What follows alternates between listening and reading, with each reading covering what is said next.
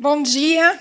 Para mim é uma honra estar nesse palco aqui, dividindo com pessoas que eu venho acompanhando a plataforma desde o início e que me inspiram no dia a dia.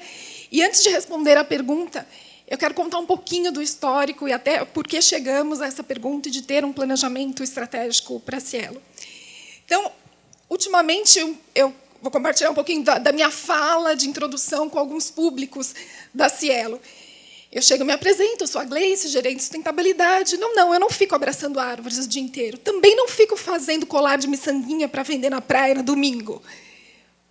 Por que estou aqui para falar de sustentabilidade nos negócios? Como os aspectos da sustentabilidade podem diminuir os riscos, gerar oportunidades, engajar colaboradores, ter uma cadeia de fornecimento mais sustentável e, principalmente, garantir o sucesso do negócio no longo prazo, principalmente dos nossos clientes.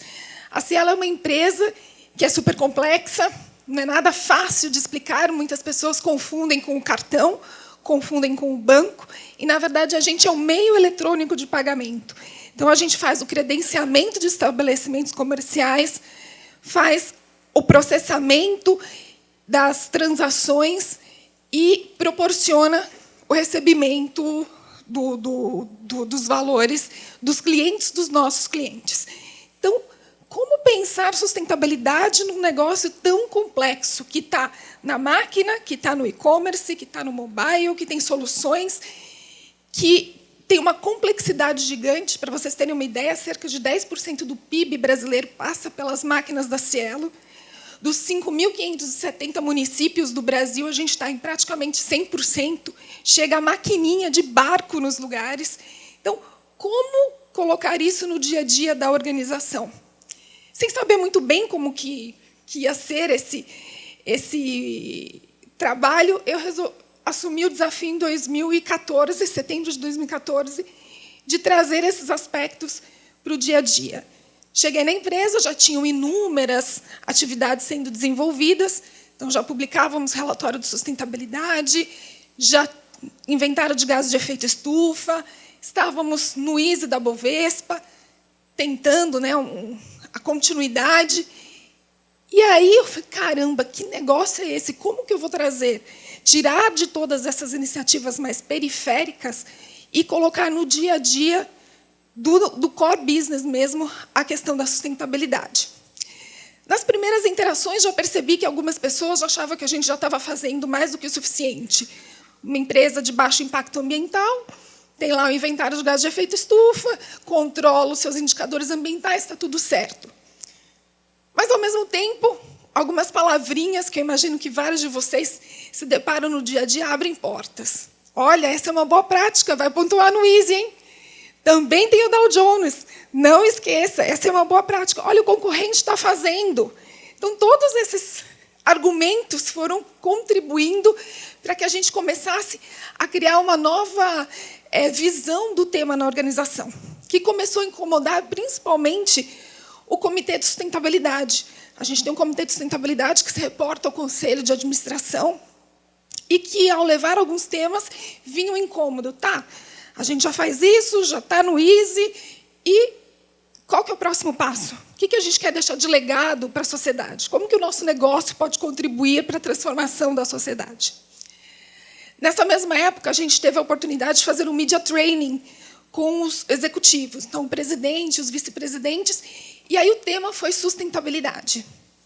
Foi ótimo, porque a gente percebeu que faltavam alguns argumentos para que eles pudessem responder a seguinte pergunta: mas, afinal de contas, o que é sustentabilidade para a Cielo? E outros desafios vieram surgindo. Então, a demanda para a gente entrar no Dow Jones, de buscar a certificação ISO 14001, mas, principalmente, de como a gente poderia trazer um diferencial para o nosso cliente.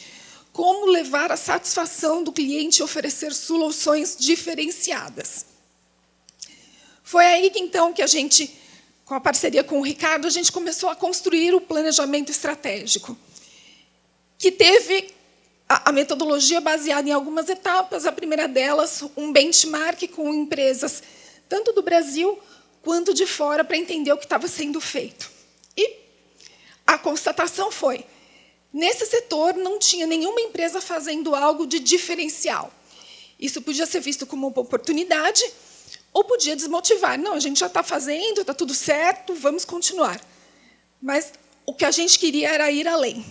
Então, depois de feita essa primeira fase de benchmark, a gente chegou a alguns possíveis temas e um desenho de um modelo de quais seriam as iniciativas de sustentabilidade para a Cielo. E começamos a rodar e discutir com a liderança interna e com os nossos stakeholders externos, para checar se aqueles temas faziam sentido para o nosso negócio. E o processo foi incrível. Eu pude acompanhar todas as entrevistas que a gente fez, e o processo em si foi muito gratificante, porque apoiou e ajudou a gente a ter algumas percepções dos nossos executivos, algumas demandas que estavam reprimidas, explicar alguns conceitos e trazer para o modelo os inputs para o nosso trabalho. Só para dar exemplo para vocês de um dos temas que ficou claro que a gente tem que trabalhar é o empreendedorismo. Pela nossa capilaridade, pelo nosso potencial e por, basicamente, grande parte dos clientes da Cielo serem empreendedores, se os nossos empreendedores têm sucesso em seus negócios, ficou claro para muitos dos líderes que também teríamos sucesso no nosso negócio. Então, por que não a gente oferecer orientação financeira, contribuir com a gestão do negócio, para garantir que o nosso cliente também tenha sucesso no seu dia a dia? E aí, desse processo, a gente ainda está em fase de conclusão, mas tem alguns aprendizados que, para mim, são muito importantes. Primeiro, a gente já estava fazendo um monte de coisas, sim, coisas bacanas, mas que estavam sem um norte, sem um orientador. E agora, com essa visão do planejamento estratégico, fica mais claro o propósito que a gente quer alcançar. Então, estávamos no caminho certo. Segundo, ter um planejamento estratégico é super importante. Mas o processo em si, para mim, tem se mostrado mais importante ainda, porque ele serviu para a gente engajar a liderança, abrir caminhos, mostrar o valor da sustentabilidade. Então, hoje eu vejo uma diferença de lá, quando eu entrei em 2014 para cá, que tem pessoas que não sabem exatamente o porquê, mas põe a Gleice na reunião, porque deve ter alguma coisa que dá para fazer com sustentabilidade. Isso é um ganho absurdo nesse processo que a gente conduziu do planejamento estratégico.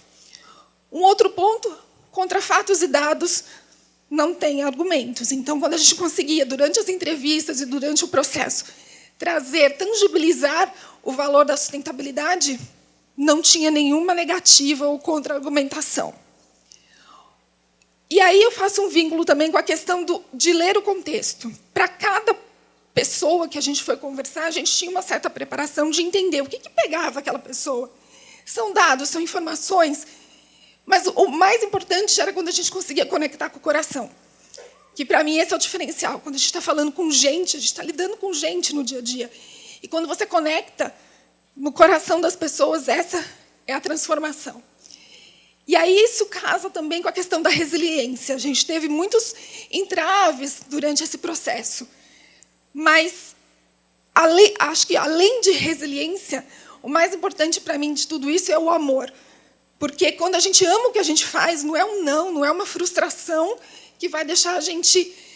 pode deixar ali naquele momento. Eu falo sempre para a minha equipe, que me apoia, que não faço nada sem eles. A gente tem que lidar com frustração todo santo dia. Haja terapia. Porque questão de autoestima, muitas vezes o profissional da sustentabilidade tem um dia que você está super bem, o outro dia você fala, o que eu estou fazendo da minha vida? Mas quando você ama o que você faz, você consegue tocar o coração das pessoas. E, para mim, isso é o diferencial de quando se trabalha com sustentabilidade. A gente sabe que tem um propósito maior, que a gente está trabalhando para algo grandioso, que é transformar a sociedade, que é incluir as pessoas, e a gente consegue fazer isso no dia a dia. E o processo do planejamento a gente está concluindo. Temos que aprovar agora na diretoria executiva, no Comitê de Sustentabilidade, Conselho de Administração, e continuar implementando as ações que muitas delas já estavam em curso no processo. E, para concluir, esse é um processo que não é simples, não é fácil. A gente já evoluiu bastante na Cielo, mas ainda tem um caminho a ser trilhado. Outro dia eu tive uma conversa e a pessoa me falou, você sabe que o seu tema é chato, né? Eu falei, eu sei. Por quê? Porque a gente incomoda. porque a gente provoca mudança nas estruturas. Mas aí, parafraseando um antigo gestor, Carlos Nomoto, um dos líderes aqui da plataforma, nada melhor do que ser pago para incomodar. É uma delícia. Obrigada.